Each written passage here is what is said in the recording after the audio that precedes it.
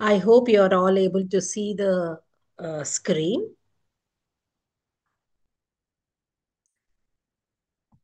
I'm Dr. Vivian Lakshmi. I'm working as Associate Professor at Department of Business Management, Sarojini Naidu Vanita Mahavidyalaya. I welcome you all to the sessions on retailing management. Let's soar through the concept of retailing and how the retailing management will really encourage organizations for success of the organizations in the at the retail field. And why retailing is so important is it is just after to the agricultural, retailing is also the backbone of India. Why? Because it employs or it is the next employee uh, contributor, that is the maximum number of employees are working in retail field next to the agricultural sector in India. Hence the importance being given to the retailing and the field of retailing in India. Under block 1, we are soaring through the introduction to retailing, where we try to cover the basic concept of retailing. Before that, we try to understand what is a distribution channel, what are the elements or components of distribution channel, what are the various types of retailing, functions of retailing, the nature and scope of retailing in India, and the evolution of retailing in India over the years. Now, let us start with the basics of distribution channel. Now, a typical distribution channel looks like this, where a manufacturer manufactures, it's a part of the supply chain, the finished product, and tries to bring that finished product to the consumption of the consumer or to the industrial buyer with the help of intermediaries like wholesalers, retailers, distributors, jobbers, dealers, and sub dealers, or many kinds of that, and we call them all as intermediaries. Now, the major facts regarding the intermediaries are: we have end users. It is the retailers or the intermediaries who bring end users, and also the what you call the end users being the final consumers, and the manufacturers, so that they buy the products at a comfort of their convenience, their timing, and their pocket. Why? Because end users are uncertain about whom to approach as far as the products and services are concerned if these retailers do not exist. At the same time, the sellers are uncertain about where do they get these buyers or the users or consumers of the product if these retailers do not exist. So it is these intermediaries who bring in the consumers and the manufacturers onto a common platform, and the consumer has the convenience of buying the product of his or her choice at a time, at a convenience, at a price pocket of his convenience.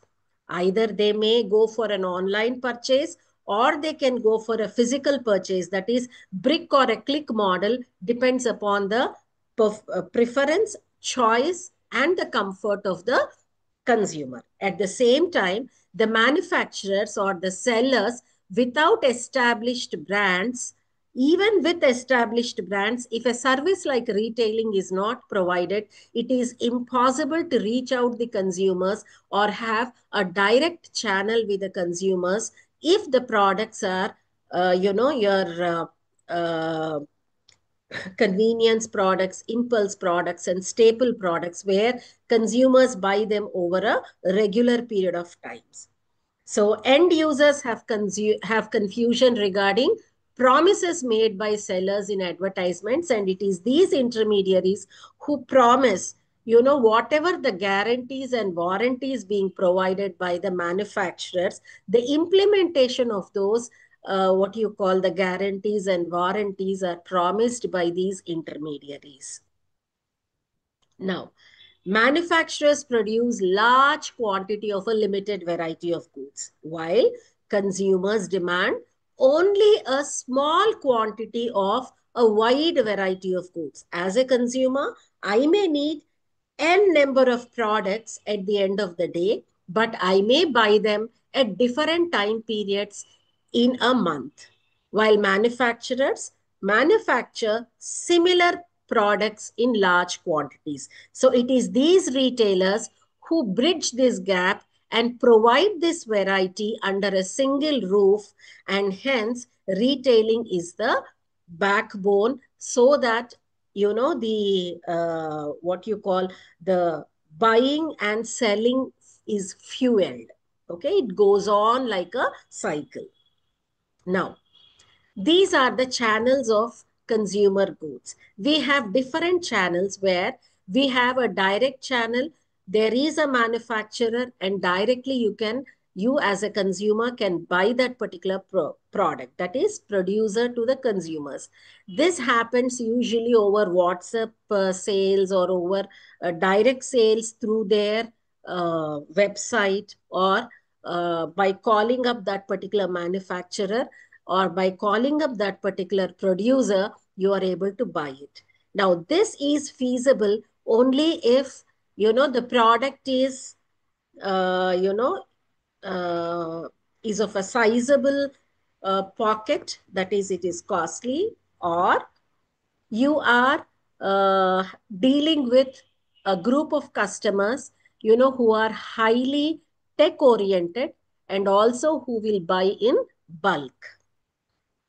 Because if we are using even Amazon like online retailers, we are using a single level intermediary, or a single channel. It's not a direct channel. Now then we have the one line channel, which we call as the retailer channel, where we have producer, and the producer delivers, or distributes the goods to the retailers, and from the retailers consumers will be buying. Mostly from these organized retailers we will be buying, where they may source their products directly from the manufacturer. Then we have a two-level distribution channel, where you have a producer, wholesaler, retailer, and a consumer. And you have a multi-level channel, where we have producers, distributors, agents, dealers, brokers. Depending upon the type of distribution channel or the type of the product, we name them differently. Then we have wholesalers, retailers, and consumers. Now, we have got these are some of the highlights of the Indian retail industry. Indian retail industry has more than 12 million outlets. The one unique thing about Indian retail industry is, even today it is dominated by unorganized outlets, where most of them are run by the family. That is, family members without a help. They are running the outlets, and they are trying to sell the products to the final consumers. It contributes around 10% to GDP and 8% to employment of India, next only to the agriculture. We have lot of foreign giants from Walmart, Tesco, Carrefour to Burger King, who are eyeing our retail industry in various sectors and wants to enter our retail sector. In the same way, we have our big houses like Reliance and Tatas, who are entering and who are engrossing the retail industry in a very, very, very aggressive way. And hence this creates lot of opportunities for employment, and also lot of choice and a concept of shop attainment to the potential customers. Now, let's look into the definition of the retailing. What is retailing? Now, from a layman's perspective, we can understand retailing is responsible for matching the individual demands of the consumers with the suppliers of all manufacturers. Okay. Newman and Cullen defines retailing as a set of activities that markets products or services to final consumers for their own personal or household use. It does this by organizing their availability on a large scale and supplying them to consumers on a relatively small scale. For example, Tata Salt produces Tata Salt packets in thousands or thousands and thousands, while we as a consumer may need a packet of Tata Salt per month. So it is these retailers who give us that service, who buys Tata Salt ahead of the time and keep them in the safety of their retail outlet and allows us to buy that particular Tata Salt packet at a time that is required by us and at a uh, you know uh, at a way that we prefer it. Now, if we look at, these are some of the Indian retailers, format based, I'm trying to give you some of the famous Indian retailers who are, uh, you know, existing in different formats in India. Now, big corporate houses like Tata's and Reliance are already there in the market. Tata's have got Westside, Zudio, Trent, Chroma, like that. Many retail, you know, uh, chains are there from them, catering to different sectors.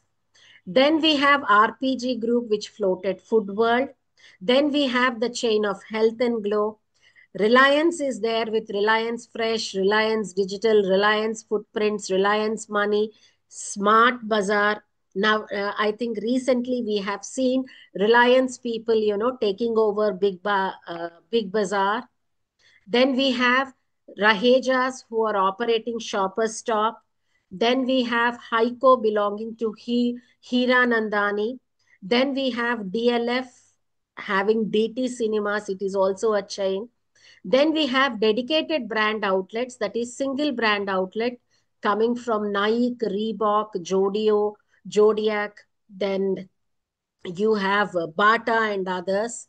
Then we have multi-branded outlets like Vijay Stores is there, Vivek is there, etc.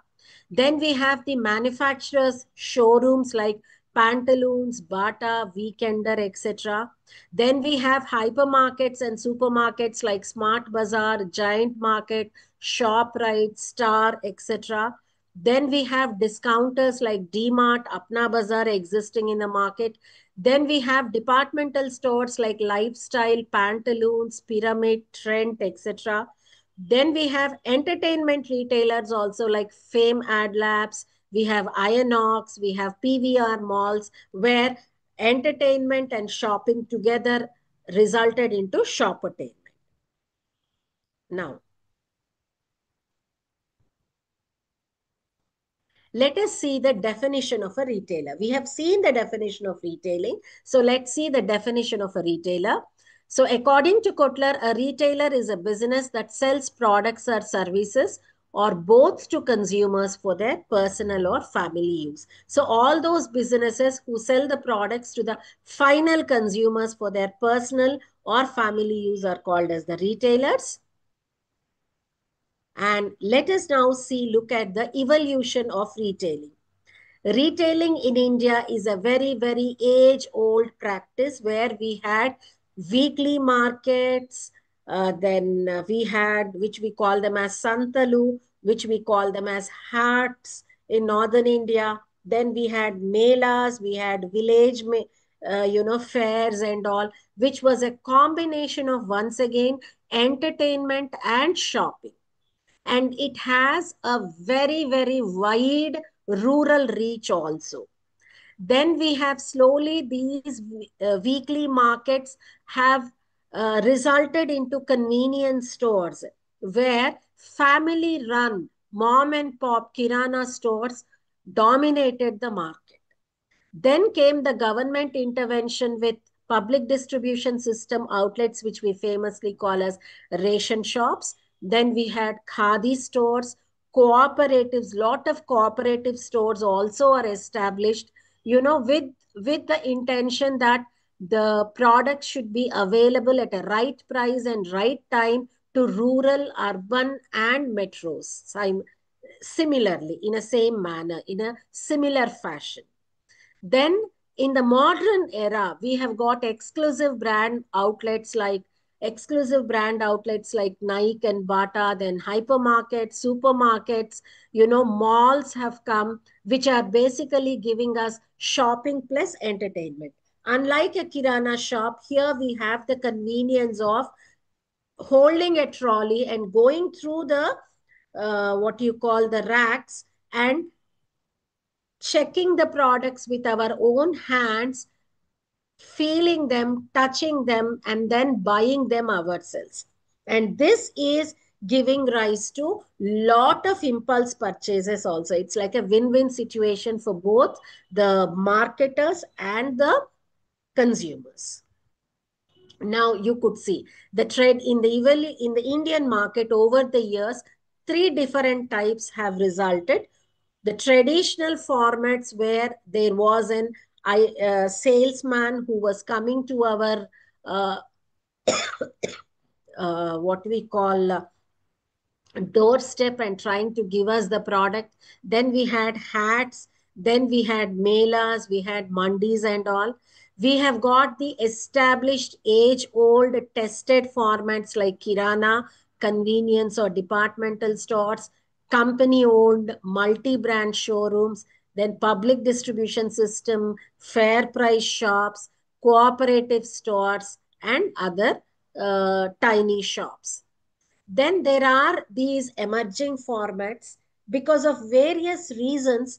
Even after 20 or 25 years of this growth in the retail market, still we have these formats being tested in our market, some being successful a particular time and some being getting closed up after a particular time. Some of the examples where we have some successful retail chains got closed. Subiksha is one example. Then we have the example of Big Bazaar, where Big Bazaar is being now taken over by the Reliance people, you know. So let's see, exclusive retail outlets are there. Then hypermarkets are there. Then internal retails are there. Malls are there. Multiplexes are there. Then rural area oriented formats are there, fast food outlets are there, and service galleries also do exist. So this is how the evolution of retailing happened in India. Things having, that is retail formats having historical rural reach to traditional or pervasive reach, government supported, then modern formats that change the experience and efficiency with some intervention of the international giants. Now let us see the characteristics that are affecting retailing, or characteristics that make retailing, a different or challenging in the Indian context. There are three factors that distinguishes or that separates retailing from other types of businesses. Let us see those three factors. The first one is the average amount of sales transaction for retailers is less than that for manufacturers. As we have seen in the initial slides, manufacturers manufacture large variety of same product, or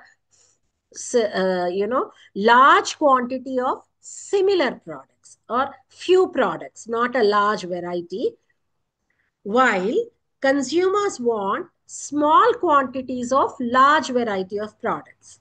I repeat,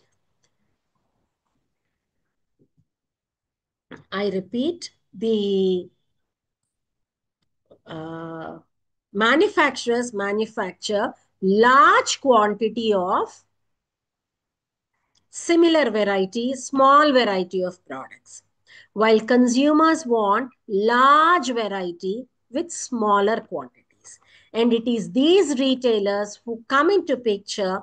They stock moderate quantity of large variety of products, and they cater to the convenience of the consumers. Then final consumers make lot of unplanned or impulse purchases. When I say unplanned or impulse purchases, I am talking about me going out to buy a dress just like that. There could not be any occasion, there could not be any festive season at that particular point of time for the manufacturers or retailers to assume. I may need a packet of salt at around 9 o'clock or 9:30 in the night. I don't mind. I walk directly to a kirana shop and ask for 1 kg packet of the salt. That is what we are talking about, unplanned or impulse purchases. I go to a supermarket with a list of items, but when I'm coming out of that supermarket, I may buy 20 more items that are not there in my list. And those items are what we call them as the impulse purchases. Then we have popularity of stores. Despite many of non-store retailers existing in the market, many phone, mail, and online retailers existing in the market like Amazon and all, still the old traditional way of brick retailers, that is physical retailers, are existing even today. And it is dominating the market, where most retail transactions are still conducted in stores and will continue so in the future for various reasons.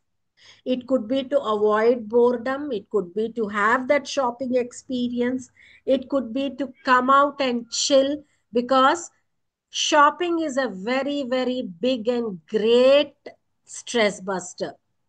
And it is one of the, you know, very good exercise also.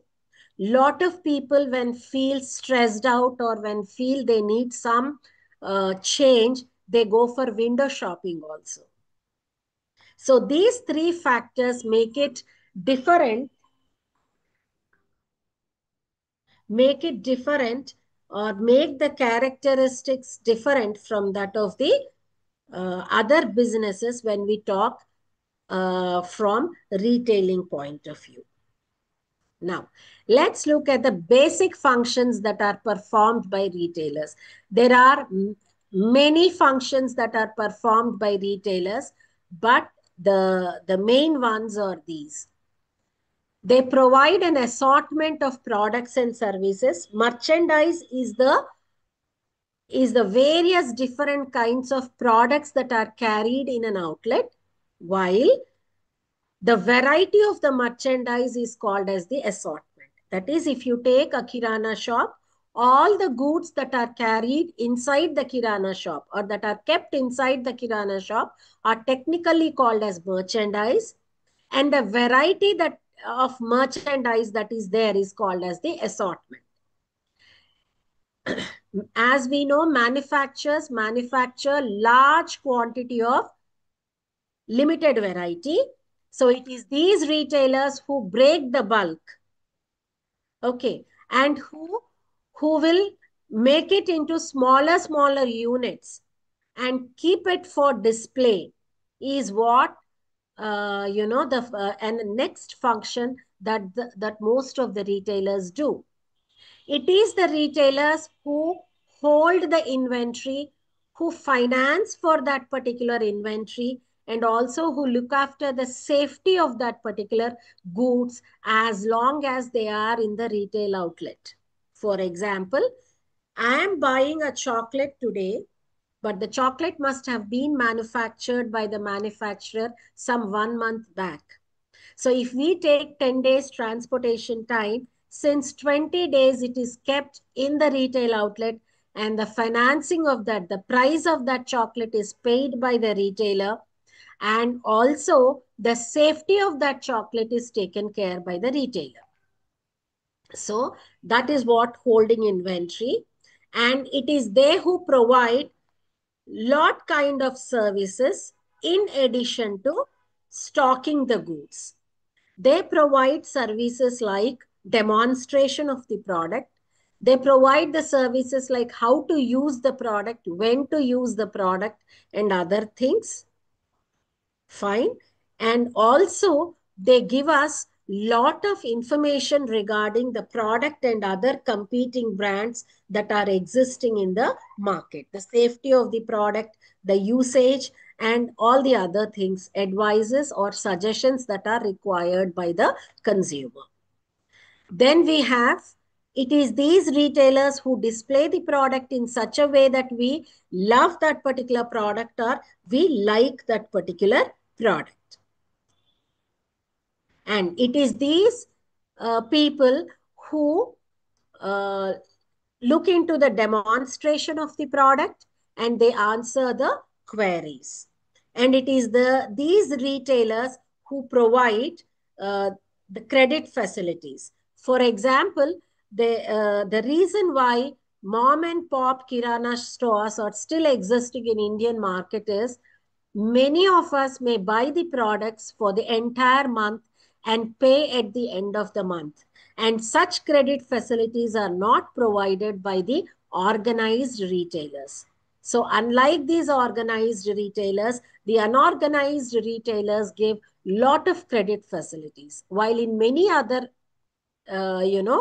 cases, organized retailers provide EMI facilities like an automobile dealer will have a MOU or will have a connection with a financer, and the financer will finance us whatever the amount that is required by us to buy that particular automobile in addition to the down paid amount.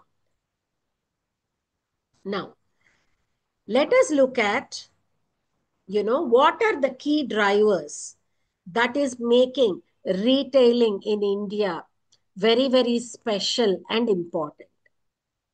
Now, we are seeing these developments over the years in Indian lifestyle and also, in the Indian urban and rural areas, urban, semi-urban, rural, semi-rural, and also the metro, that is tier 1, tier 2, tier 3 type of cities. We are looking at improved purchasing power because of increase in income levels. There is a lot of consumerism, lot of consumer awareness have come into picture. People started realizing their rights and responsibilities. So consumers have become very aware and very learned also. The explosion of media, both social media and limelight media, is giving lot of information and lot of,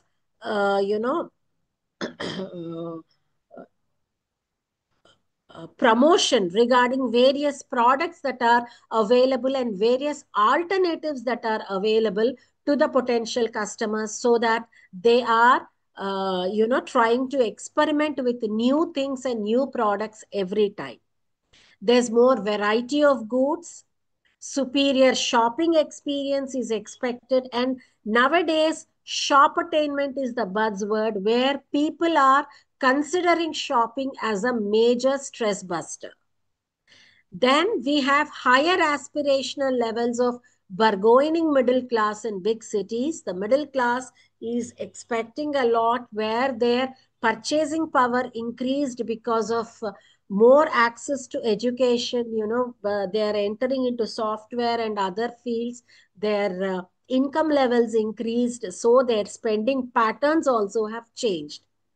There is a major shift in women's status. Her purchasing power increased, her dominance in the family decisions increased. This really changed the way the businesses are done. There is a lot of shift in family structure from joint to nuclear families, which made it compulsory for people to go for modern retailers, or at the same time, they are in need of modern services like the success of Swiggy, Instamart, the success of Zepto, all these online retailers, bigbasket.com. Okay, these all is a outcome of this. Then there is a change in the social structure and consumer behavior. There is a change in the consumption patterns. The concept of spend now and pay later attitude is increasing, where people are buying more and more on EMIs. Rural markets have also become, very, very mature markets. The corporate interest in retailing, because of so much of sales, all big corporate houses are trying to enter into the retail sector, and foreign retailers are also showing their interest to enter into the retailing field.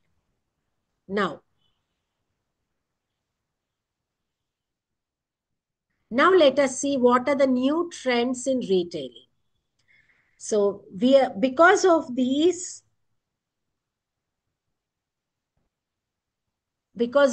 key drivers, these new trends we are able to see in retailing. We have new retail forms and combinations.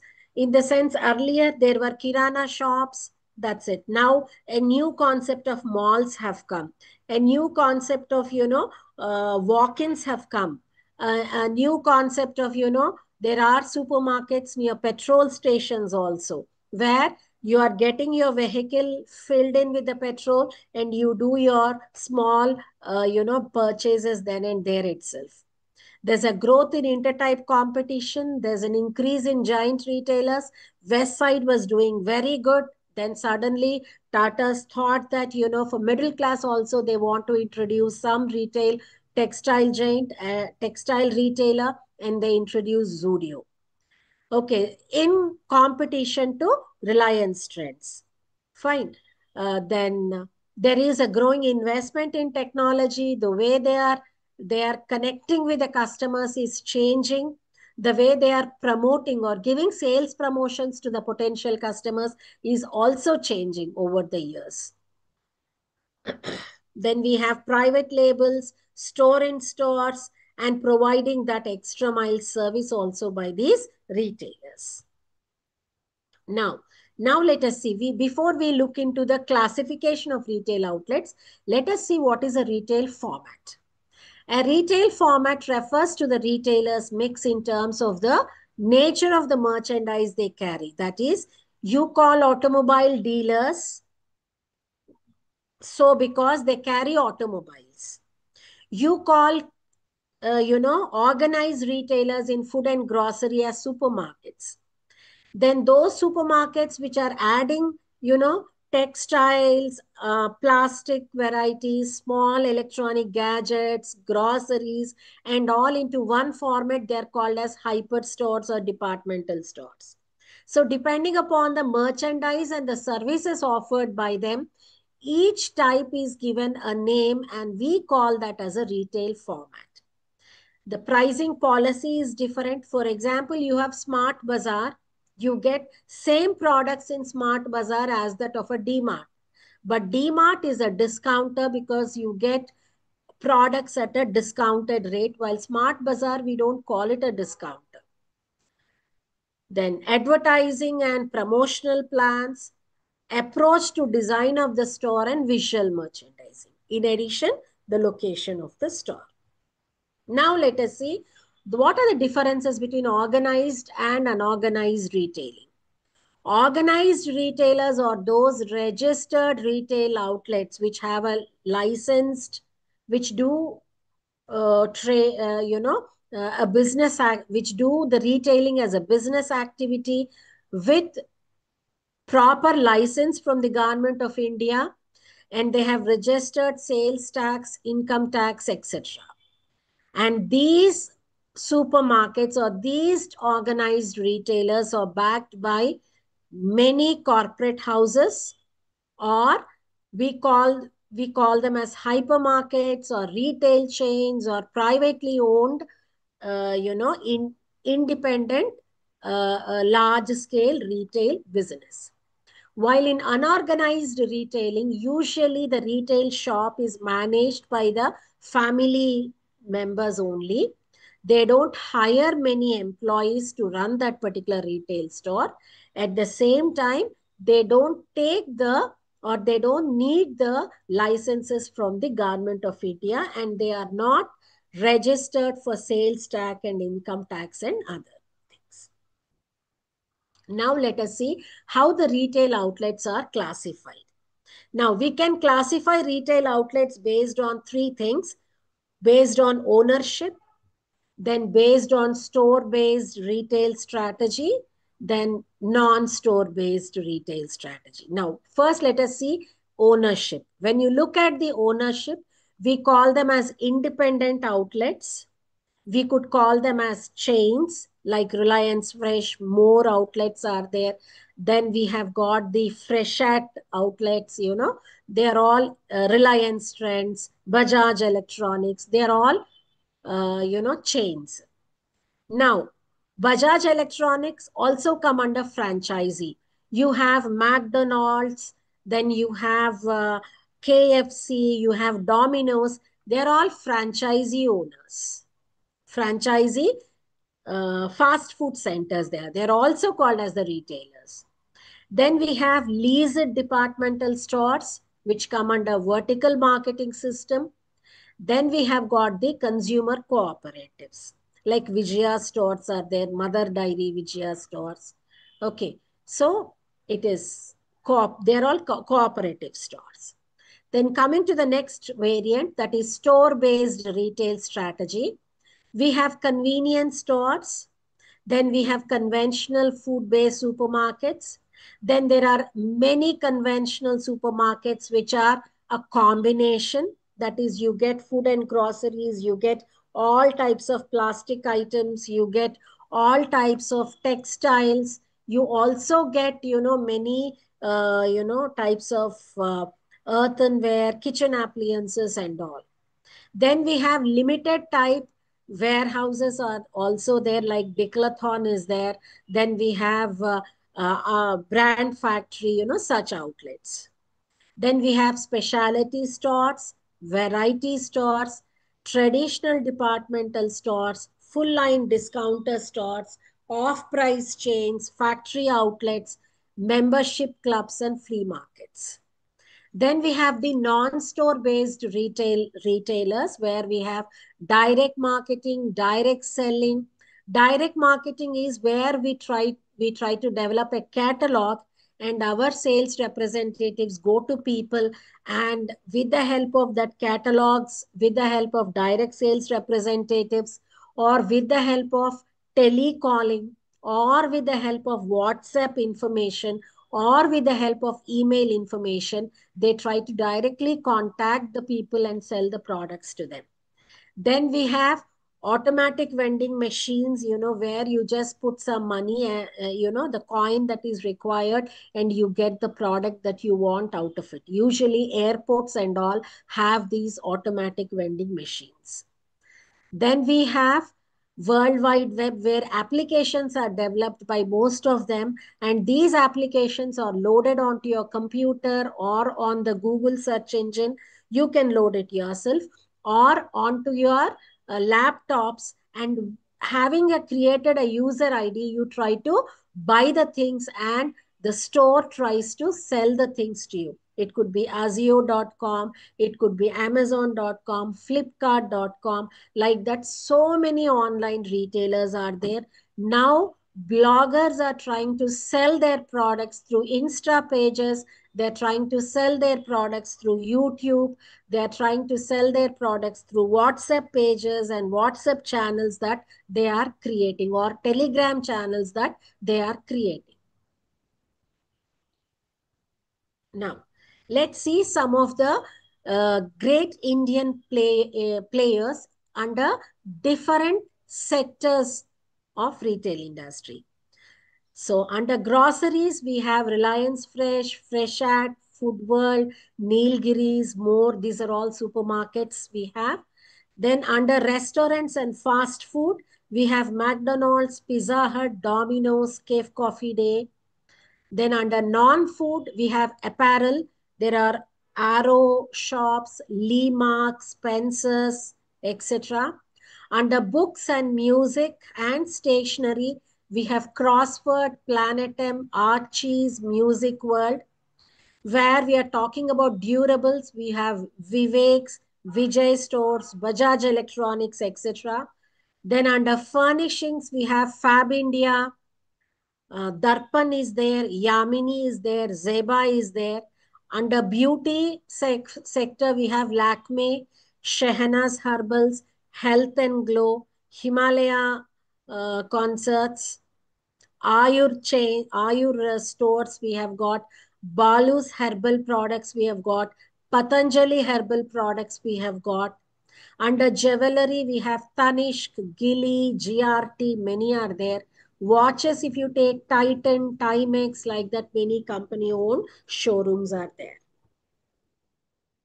Now, before we go ahead and try to understand the theories of various theories of retail, let us first try to understand how these theories have come into picture. We have to understand what is customer satisfaction. So, customer satisfaction is the extent to which a product's perceived performance matches a buyer's expectations. In literal words, what is the consumer expecting out of the product? And did the product reach the consumer's expectations?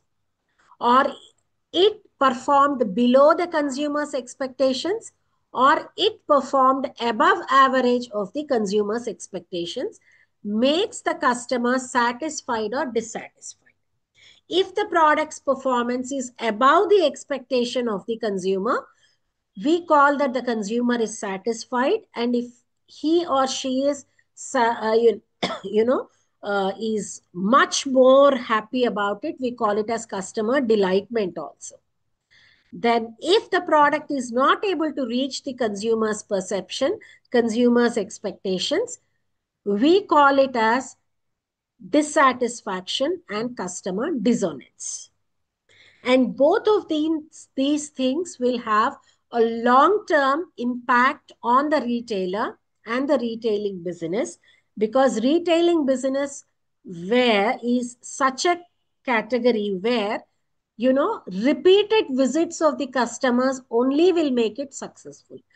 The consumer or the customer comes there once, buy the product once, and then leaves. It is not going to give it any type of profits. It has to be over a long term perspective, and it has to be on a regular basis. That is, the customer is visiting the store on a week by week basis, on a month by month basis, for that particular store to sustain over a longer period of time.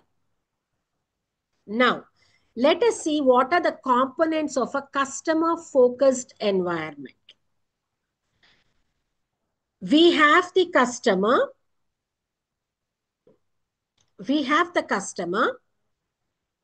Why we are talking about customer focused environment is, with the increase in competition, with the increase in number of outlets, with the increase in clutter in the retail business, it has become so challenging that if the retailers are not organized in a right way, the retail business is flopping and many retail outlets are getting closed. Now, we could see the issue of Big Bazaar, which has happened recently. Uh, being a very regional outlet, regional textile outlet, Chandana Brothers, which was doing very good in the past, is now struggling with its sales. New boutique-oriented textiles have come, like Gayatri Reddy, Prashanti stores, like that they have come.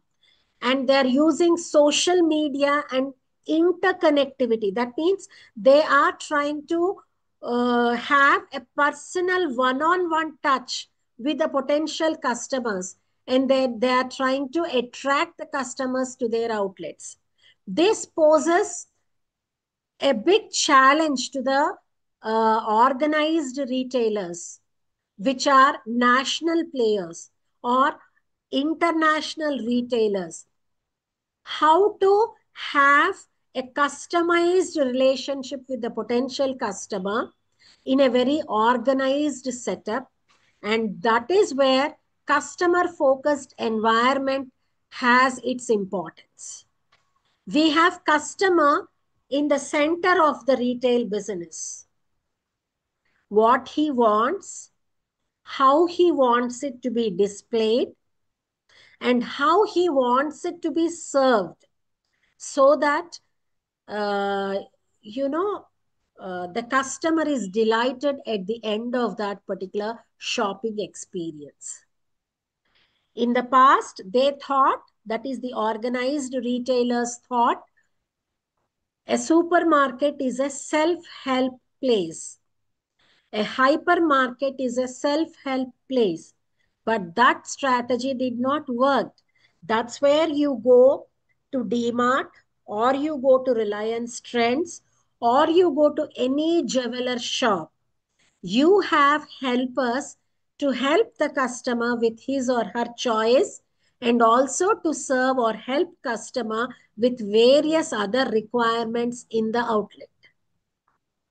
So as we all are discussing, customer is the center of this entire, business cycle or business process.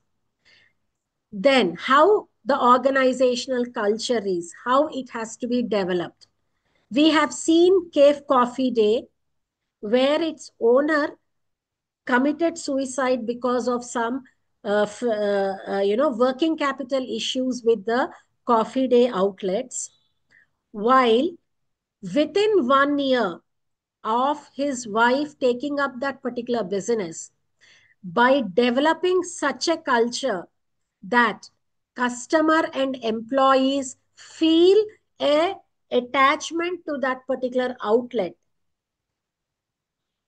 there was a revival, a turnaround of that particular retail chain, and we are once again seeing Cave Coffee Day as one of the successful fast food retailer in the market. McDonald's, it was successful in every country it has introduced its outlets. In India also it introduced its outlets and it was successful. The mantra is, do what customer wants. Nowhere in the world McDonald's had a vegetarian menu, that is vegetarian items on its menu list. But when they were trying to enter Asia, that too specifically India, they realized having only non-vegetarian menu on their list will not serve the purpose. So they came up with a combination of vegetarian and non-vegetarian menu. For the first time since their inception, they have changed their strategy. They have become very flexible to the convenience of the customer. And they maintain the quality, right from the ambience to the employees inside their store, that you cannot differentiate that there is a difference in the McDonald's stores in Hyderabad or McDonald's stores in London or McDonald's stores in any other city in US. So the interiors are standardized. The chef's training for preparing the items is standardized. The employee's behavior with the customers is also standardized. This may reduce the creativity, no doubt about it, but this will definitely improve the dissatisfaction part of the employees. So, dissatisfaction part of the customers, sorry. So customers will not come out of the outlet dissatisfied, because there are some standard, points that every employee is taught who works for McDonald's. That's where organizational culture and human resources is important. Then products and deliverables. What are the products carried by that particular retailer, and what are the deliverables of that particular part. Then delivery systems and service. When these six components are in perfect cohesion, automatically the service is better and the retailer will be successful. Now, let us see the difference between, or let us see what are the elements of service mix and what are the elements of retail service mix. Now, as you all know, marketing mix has got 4 P's, that is product, price, place, promotion. Services have got special characteristics, namely 4 I's, that is intangibility, inseparability, inconsistency, inventory. To face the challenges of these 4 I's, 3 more P's, namely physical evidence, process, and people are introduced as elements of services marketing mix. And hence, as part of services marketing mix, we have 7 P's. That is product, price, place, promotion, physical evidence, process, people. In retail, all these are important. At the same time, we have these elements understood in a more detailed way or in a more specific way from the retail perspective. In the retail perspective, customer service is the most important. A customer come to the outlet to pick some item of his choice or her choice, and the existence of that item at that particular point of the time is the most important one. Hence, the product here is the merchandise and assortment. Physical evidence and process together forms the customer service. Location of the store is what place is. Location of the store is most important. Whether the store is on the way where the public are going to their office, or it is in the return way where the public are coming back from their office. What is the parking facility? Depending upon the complexity of the product, are we able to enter into the outlet very easily? Or are there multi-storied parking levels and multiple, entry points that it becomes difficult for us or a little tedious thing to enter into that particular mall for the purchase? So it all depends upon the type of the product we are choosing, the type of the product we are catering to. And then how is the store design and display? How is the layout of the store? What items are kept in at the entrance? What items are kept at the eye level? If you take the shelves, we can consider 3 levels in a shelf. There is an eye level, there is a waist level, there is a toe level. So what items are you keeping at the eye level? Usually you should keep those which are of impulse categories. Then what are kept at the waist level? What are kept at the store level? That is toe level.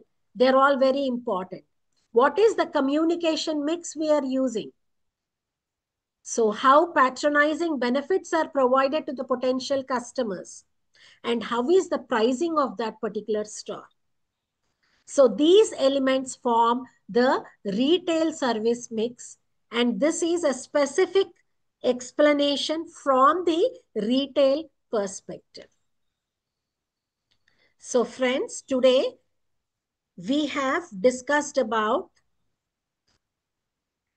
in a nutshell, the introduction to the retailing. We have discussed about types of retailing, the concept and the scope of retailing, and we have seen retailing in India. In the next class, we shall discuss various theories of retailing, uh, like retail life cycle theory and others, to complete the block 1, that is introduction to retailing. Thank you, everyone.